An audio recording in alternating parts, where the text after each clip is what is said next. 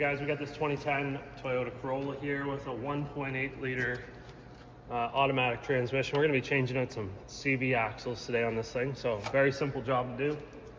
You're only going to need about 3 sockets to get in there to pull these things out. So we've got a 21 mil, 17, and then our 30 mil 12-point axle socket. So first thing we got to do is get the wheels off. So full hubcap and get these wheels off here.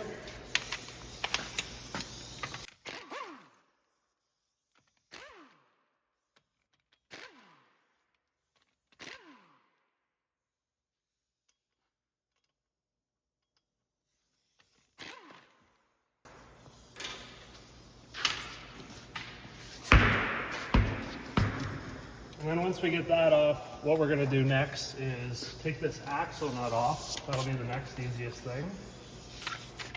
If you want, you can unstake it. You'll see like a little slot there. You can use a center punch to like get in there with a hammer to just knock that back. Not a big deal if you don't. It's just, because like in this case, we're gonna be replacing the axle, so who cares? But if you're gonna reuse the axle for whatever reason, it might damage the threads. Okay, so now we just want to make sure that this axle is free in the hub.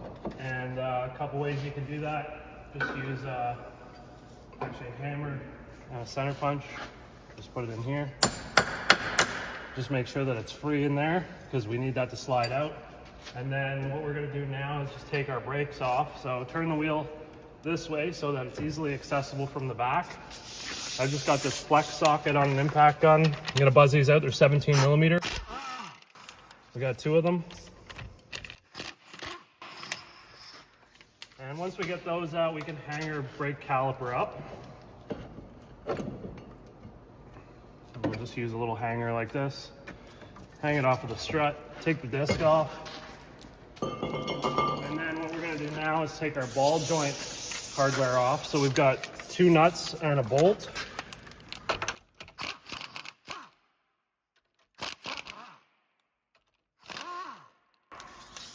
And what we want to do, that's all we're going to need to do to get this axle ready, pretty much ready to get it come out.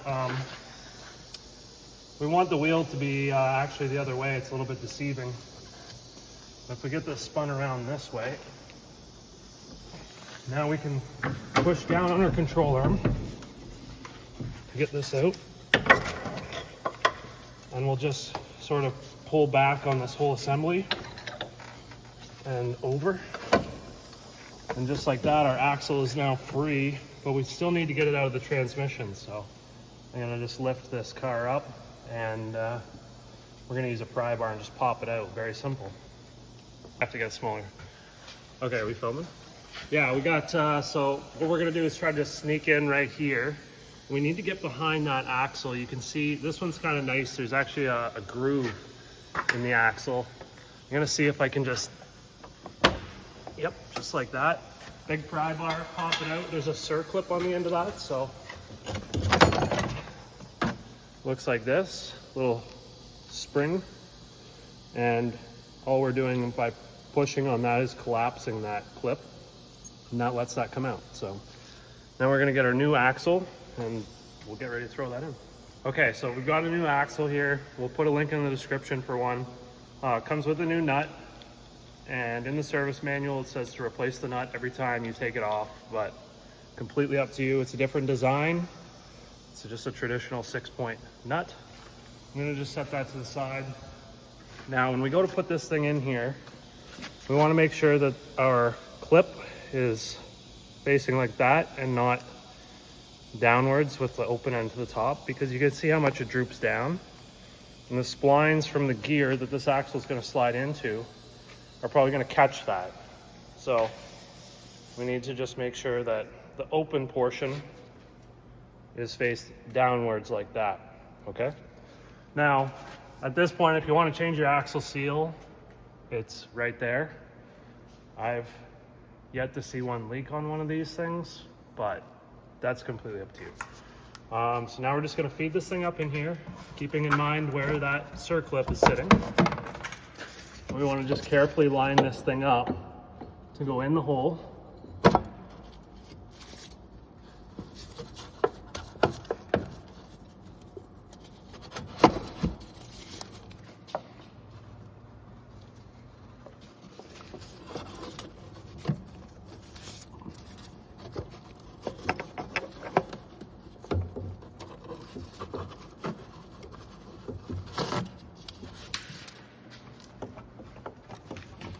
And I just give the axle kind of just a spin back and forth until I feel it start a little bit, and then I know it's pretty much right there, ready to go in. And we need to sort of jar this thing into place to compress that clip. So what I'm gonna do actually is just grab this rubber mallet and give this thing a hit. Or sorry, it's a dead blow hammer. And just like that, we've knocked it into place. I would avoid using just a regular hammer because we don't want to mess the end of these threads up. You can put a block of wood in front of it. Now we're ready to go back in. Now we're just going to pry this thing back over, line our holes up, make sure that the axle's going in here. And then what I'll do is just spin this until the splines line up. And it doesn't matter the orientation as long as it just goes together. Then we can go ahead and put our nut on there. I'll use the new one that came with the axle, like we're supposed to. The only thing is with these ones now, you might need to get a different size socket because this one isn't the right size. So that's the only downfall. I've used the old ones, the old nuts before, and no problem, so completely up to you. All right, so now I just want to put this ball joint back in the control arm.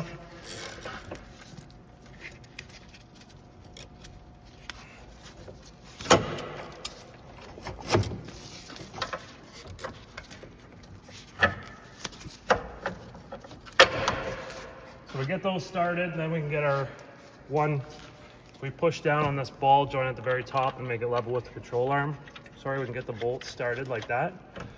And then we can go ahead and get our nuts started. And we'll snug this down. I'm gonna give you torque specs for everything. All right, here's torque specs. So the wheels are gonna be 76 foot-pounds. The caliper bracket, so just for your brakes, 79.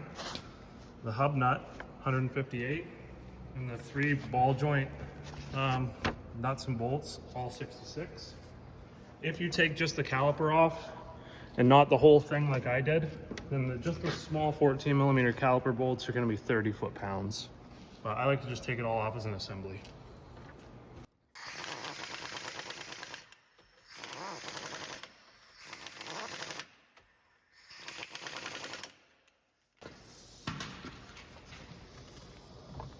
Okay, so now that we've got that, we can we'll torque up our axle nut here.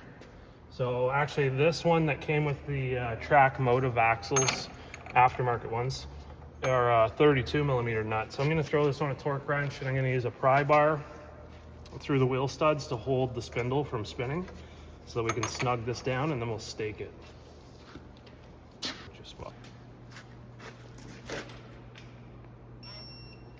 Okay, just like that. This one went a little over, not a big deal. We're just preloading the wheel bearing. So important that we torque that right. And then I always forget to tell everybody this when we do these jobs and wheel bearings, but when we put the axle in, one thing you might want to just make note of is where this cutout is on the axle, to try to line it up between 2 studs so that when you go to stake this down, you can actually hit it with a punch. Because a lot of times I'll put it on there in a rush and I forget, and then the cutout will be like right directly pointed at a stud, and it's tough to get the punch in there when the stud is in the road. So just maybe do that. So that's all you're gonna do is just use like a chisel punch or something like that to just knock that down, and all that does is just, if this nut were to ever come loose, keeps it from being able to spin off, right? So now that we've got that done, let's get our disc on, and then we can put our brakes on and torque our bracket down.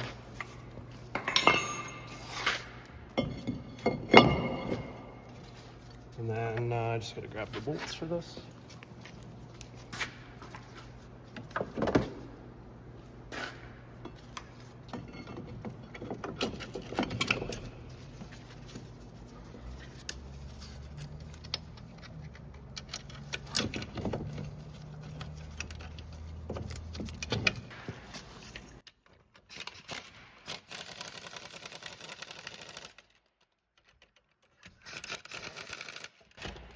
right, now we're gonna torque those things down to 79 foot-pounds.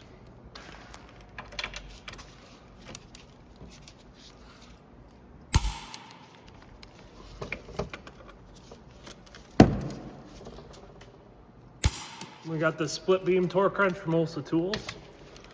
Does from 20 to 100 foot-pounds, 3/8 drive. Pretty sick, check them out.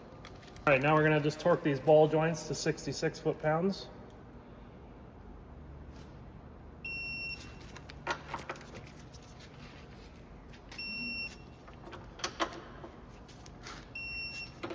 Just like that. All right, so now we just gotta put our wheel on, get our wheel nuts started and torque these down. We're pretty much done for the driver's side. Make sure the tapered end of the nut goes towards the wheel, obviously.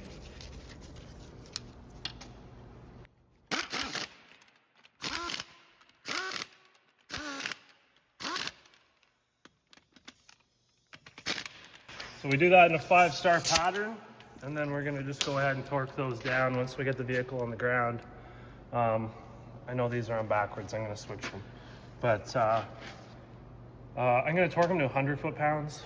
The spec in the book is 76, so completely up to you. If you wanna do 76 foot-pounds, that's cool. Make sure that the mating surface between the wheel and the disc are clean, no rust, and 5-star pattern, but that's pretty much it, so.